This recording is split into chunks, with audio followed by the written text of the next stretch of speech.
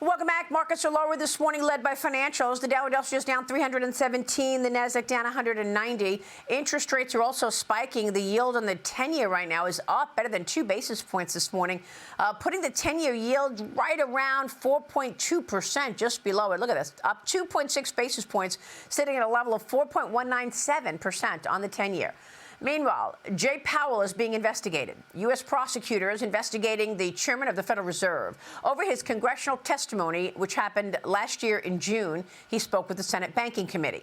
Powell is calling it political intimidation linked to rate policy. He's warning that it is threatening the Federal Reserve's independence. Watch. The threat of criminal charges is a consequence of the Federal Reserve setting interest rates based on our best assessment of what will serve the public, rather than following the preferences of the president. This is about whether the Fed will be able to continue to set interest rates based on evidence and economic conditions, or whether instead monetary policy will be directed by political pressure or intimidation. Quite rare to see this video that the Federal Reserve put out last night. And meanwhile, gold prices are at a record high again, above 4,600 for the first time ever this morning.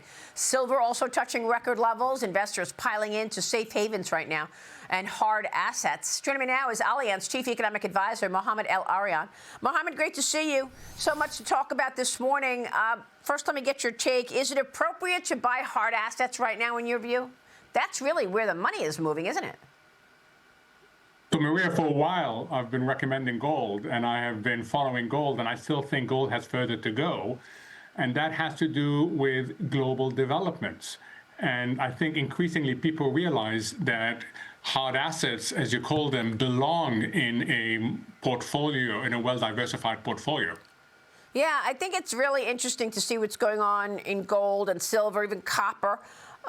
So it was very smart of you to make that recommendation so long ago. Let's talk about the big story of the morning, Mohamed, and the investigation into Jay Powell. Because of his testimony last summer, and he testified in front of the Senate Banking Committee, and now the DOJ is saying he misled Congress. Your reaction to this investigation? So I can't speak to the specifics of the investigation, but I can certainly tell you two things. One is what's going on is extraordinary, not just the investigation, but the very defiant video that the chair put up. And he tried to, in his opinion, to call a spade and said this has nothing to do with what's going on in the Fed. This has to do with political interference.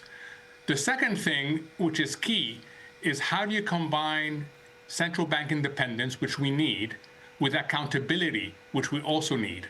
And the accountability issue here is important because this Fed has slipped on its analysis.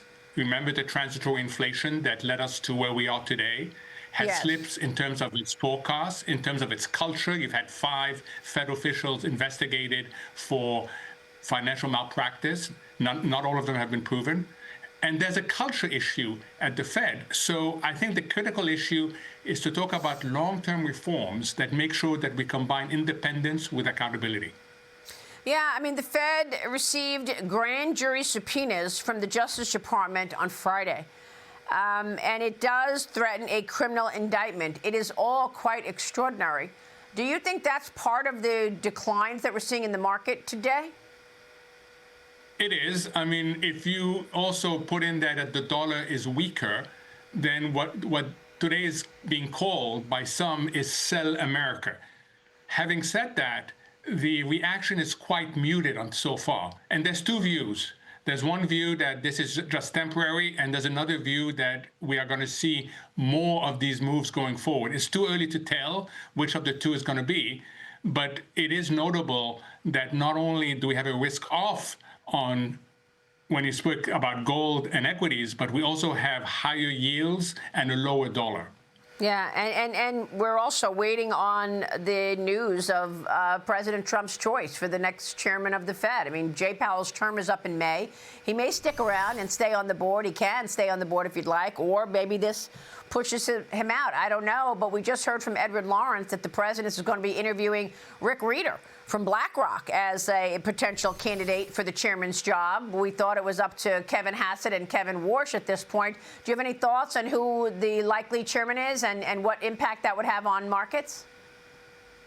So I don't know who the likely chairman is because that's going to be the decision of President Trump. What I do know is there are 5 good candidates, or 4 now good candidates in the short list. Yeah. And I would be comfortable with the 4. I do have a slight preference for Kevin Warsh because he's been talking about reforms to the Fed, which, I believe are absolutely critical. Yeah. The Fed is so important to the well-being of the U.S. economy, and there are delayed reforms that need to be implemented.